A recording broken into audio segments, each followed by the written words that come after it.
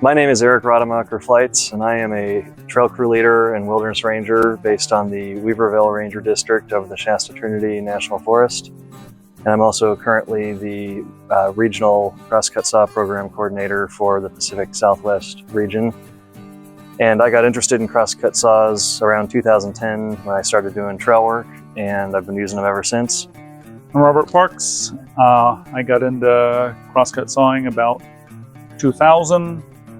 I'm a trainer and user and a collector of saws and saw tools.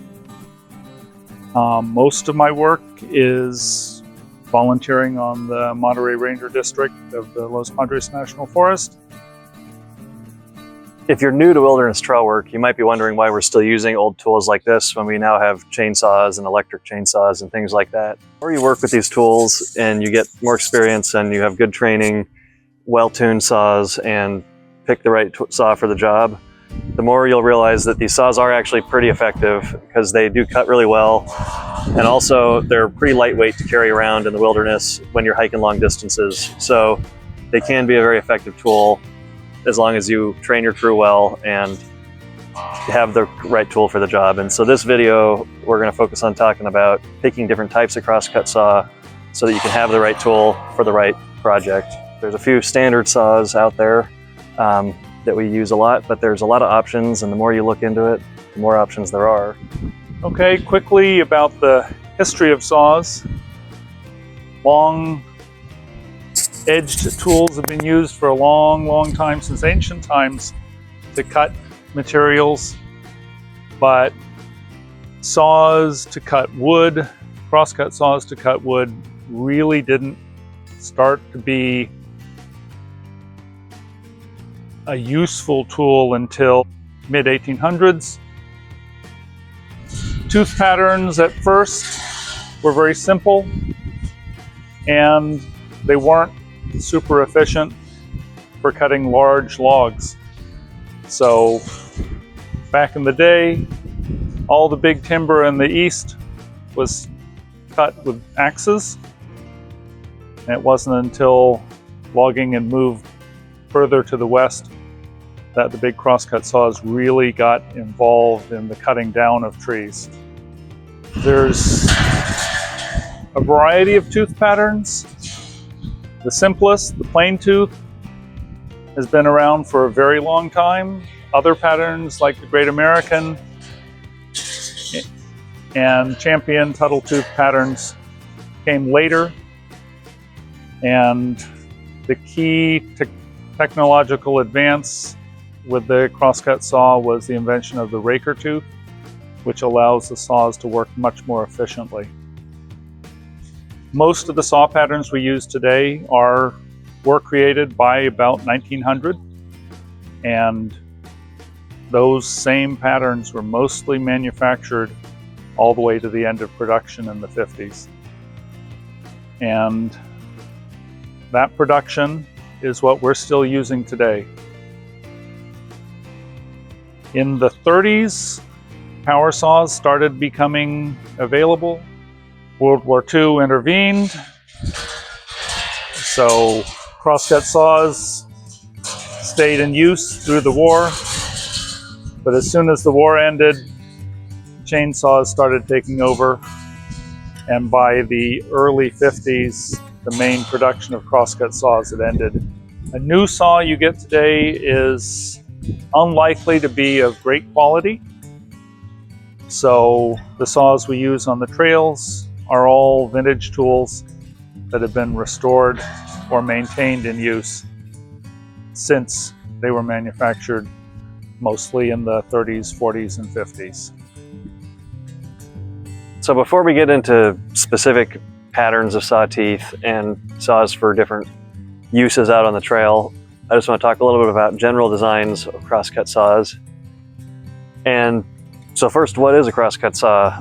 Really, a crosscut saw is any saw that's designed for cutting wood across the grain. So there's these two-person crosscut saws like we're generally talking about with trail work, but there's also most pruning saws are going to be crosscut saws, like a lot of the folding saws that you use out for clearing brush and things like that. and a lot of carpentry saws are also crosscut saws. So that's what crosscut saw means, is it's just cutting across the grain. When we're talking about crosscut saws, we're talking about these saws with larger teeth that are used for bucking logs. And as Robert was saying, the plain tooth saw was around for a long time, and it was just never very super efficient because you had one tooth that was both cutting and ripping out the material at the same time. And that meant that the tooth had to be a compromise between cutting in and pulling out. And it is true, these can cut very fast if you push down hard, but fast is not always efficient. You know, if you're going to be working all day long, you want a saw that is easy to run, but also going to cut pretty fast. So when these crosscut saws were invented, we had the raker tooth saw, like this one.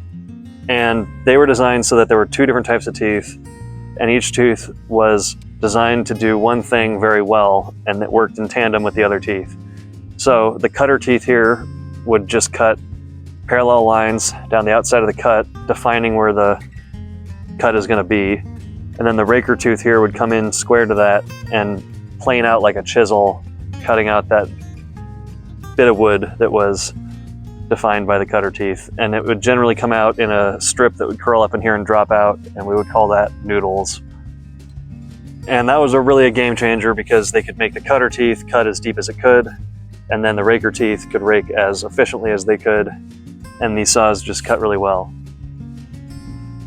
And there's a couple different categories of crosscut saw. The first general category is Eastern pattern versus Western pattern. And on an Eastern pattern saw, it's going to have a blank end on the end here, and that's to attach those Eastern style handles, specifically those loop style handles. And the Western pattern saws are going to have teeth all the way to the end, because when you're cutting those big trees, especially single bucking, you wanted all the teeth to work, and the Western style handle could have fit on the end here without having a blank end.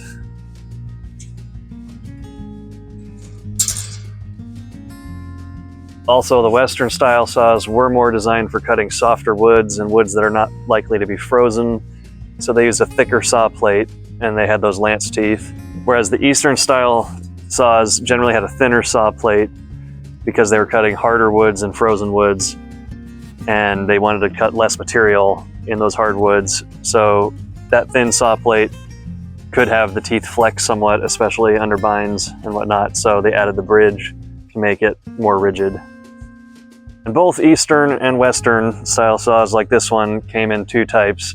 There's bucking saws, which were used for bucking, and by bucking we mean cutting logs that are already on the ground.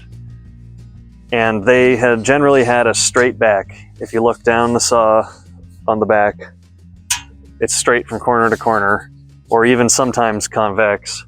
And that was because more weight was a benefit when you're bucking, but also it's more rigid, so you can push and pull better without buckling.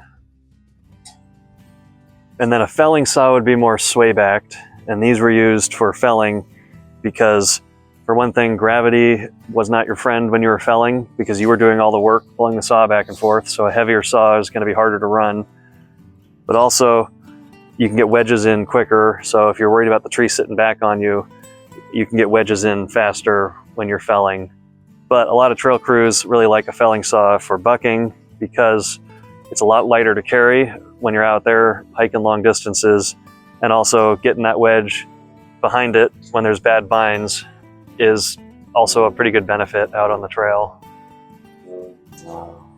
And then especially in the Eastern pattern saws, they had even thinner felling saws that were called ribbon saws because it's just a thin ribbon of steel, and a lot of trail crews like them because it doesn't weigh much at all to carry out in the woods. And also, it's really easy to get a wedge behind these and deal with wood with bad binds. And you of course had single buck saws with a D handle that were used by one person, and they were specifically designed to be run from one end mostly.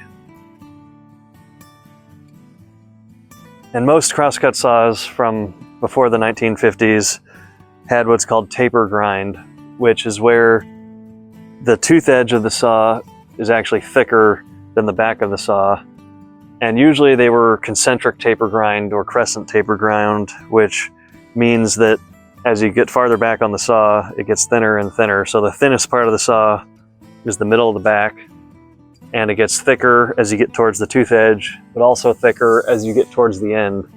And that made it so that the saw could run with less friction, and you could have more time before you had to get a wedge in, because a flat ground saw, like pretty much all crosscut saws made today, you have a lot more steel in the kerf. The saw is heavier and it's a lot easier to get pinched.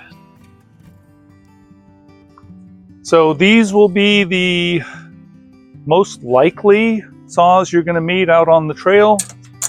There's a Great American saw. This was invented by Diston, and its sort of claim to fame was it was sold with a Great American file, and the file can do all the operations needed for sharpening a saw without having to add more tools. It also doesn't have raker teeth, so it doesn't work as efficiently in the wood. We have a couple champion tooth saws coming up, or Tuttle. The terms were used fairly interchangeably, but they're raker tooth saws. And this one happens to be a fairly fine pattern, so you could start and cut in very small logs or even branches. Also a champion tooth, but with a very pretty almond shape to it. Ribbon saw, so most typically used for felling, but in terms of how it cuts, the only thing that matters are the tips of the teeth and the tips of the rakers. So everything else just helps it cut better. The raker gullets give space for chips and such. And we have our lance tooth saws, 4 cutters per raker. And this happens to be a D handle, a one-person saw, but most of the saws you're going to see out there in the West are likely to be lance tooth patterns, 2-person saws. The common variation on the lance tooth is a perforated lance tooth. This is more commonly seen in the East, and they're not so much perforated as they're bridged. So the bridges allow the teeth to be stiffer, so you can use the saw in very hard wood or frozen wood when you're out in the woodlot at 40 below. And we have a couple weird ones. Someone decided they needed to sell more saws, so they came up with the Dexter, which is a 3-cutter saw that works kind of in between a champion and a lance. This saw happens to be fairly old, and it's got an interesting shape to it. And then in terms of sawing, this is just another champion tooth, but it's double bridged. So the teeth are very stiff, even though the saw has a fairly thin plate. So most saws were used for different types of timber, different types of wood under different conditions. So your tooth pattern might be magnified or diminished depending on what you're working on. This saw you could cut down to very small branches, going all the way the other direction. If you happen to be out in the redwood country and you're cutting enormous logs, you would want a saw that had fewer teeth and bigger gullets so that you could carry more wood out of a large log. And they made pruning saws with crosscut saw patterns, This is actually a champion tooth or a fine tuttle or whatever you want to call it. So you can work very hard with this and pull some pretty noodles out. One very common type of saw is a Western style felling saw. This one is a Simon's 513 and it's 6.5 feet long. And out here on the West Coast where you're dealing with large timber on a daily basis, this is a pretty standard size saw for most trail crews. It's nice because it's very lightweight being a felling saw, but it's still very aggressively cutting, and you can cut fairly large logs with it. And a lot of crews would pair that larger felling saw with a smaller bucking saw like this. Being a bucking saw, it's great for single bucking because it's real rigid and heavy, but also it's a good two-person saw. And this is a Simon's 520, which is a very smooth running bucking saw. And a saw like this would be pretty common throughout the US. Personally, if I'm gonna be bringing a smaller saw, I'm probably gonna have it be a felling saw. This is a Simon's 325, Simon's of Canada. These are nice because they are very lightweight, so you can have a small saw like this even in your backpack sometimes, and you can get a lot of work done without knowing that you have a saw in your tool load because it's so lightweight. And in a lot of places out west, we actually have fairly large trees, and sometimes that 6.5 foot felling saw is not going to be enough to buck your way through a lot of real big trees, 3 foot, 4 foot in diameter, at least not super efficiently. So a lot of crews on the West Coast will carry a 7 to 8 foot bucking saw like this one, which is a Simon's 503 bucking saw. And at 7 feet, it has a little more reach than the felling saw that I was showing, but also it's real heavy, so it cuts real fast, and it's real rigid and actually designed to be used by one person. The reason it has these 2 holes instead of 1 is so a single person bucking can put a handle in the top hole and be able to provide more torque on the saw as they push, and it makes these cut faster while you're single bucking. But they're also great two-person saws, and if you put your handle in the lower hole with 2 people, it'll run more smoothly with 2 people, and you'll fight your partner less. So those are common saws for bucking on trail crews, but some crews are doing a lot of felling out in the wilderness. And if you're out west, you'll probably want a longer saw like this. This is a Diston 711 felling saw. It's an 8-footer, and I use this pretty regularly for 3 foot diameter to 4 foot diameter trees, and it definitely comes in handy for that. It would be hard to deal with a tree like that without a saw like this, but you're rarely out there only cutting big trees unless it's a single snag. So whenever I go out on a big felling project, I'll usually bring that saw, and then I'll have this small 4.5 foot 325 because I can do a lot of the smaller trees with this and a lot of the prep work with this and not have to use the giant saw for every little bit of the project. So these pair well to have a large and a small saw for projects like that. And those are just a few saws that I think are pretty common on trail crews and a lot of us are familiar with. But Robert is going to talk more about the other patterns and shapes and sizes of saw, because if you can really dial in your type of saw to the type of wood you're working with, it just makes the work that much more efficient and also more interesting. So where I do most of my sawing, we always have very mixed timber. So likely you'll have a range from dead, dry, burned oak to substantial green oaks or tan oaks, and moving all the way up to full-size redwoods. And you might have a crew trip where you're going to touch all of these things, and I'm just going to talk about most of a kit that you might take for mixed timber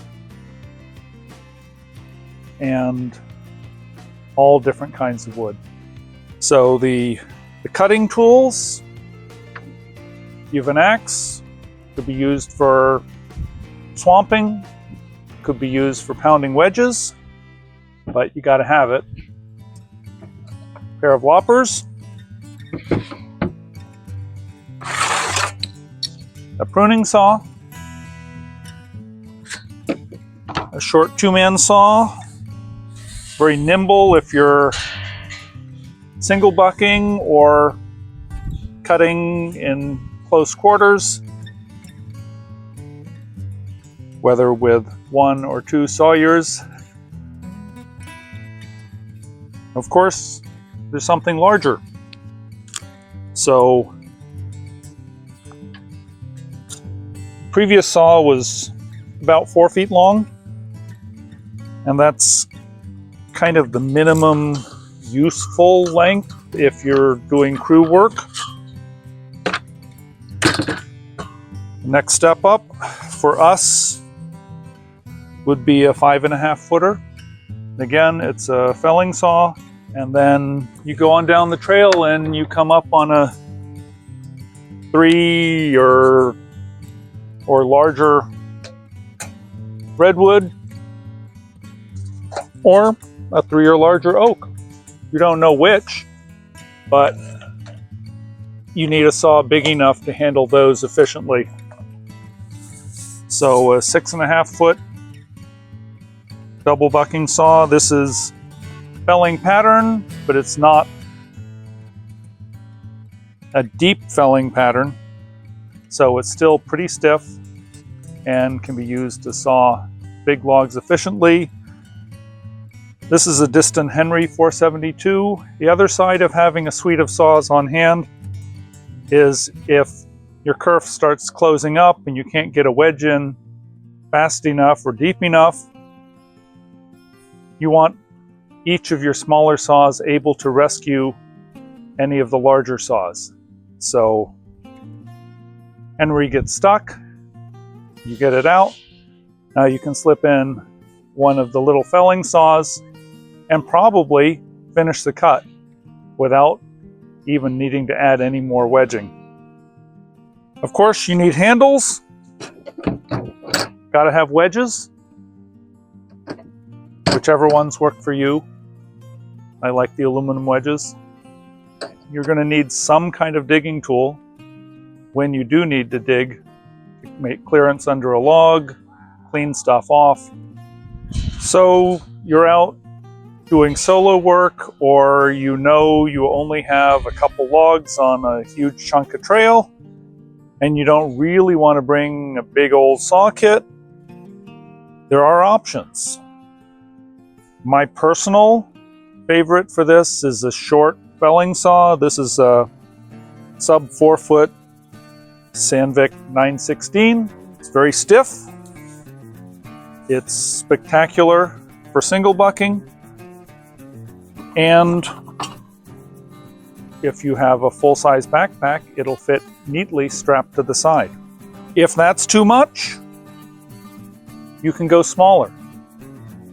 You call it a backpack saw, because with the sheath on, it'll just stick in the side of almost a day pack, and you could go out there and clear a 1 foot to 18-inch log.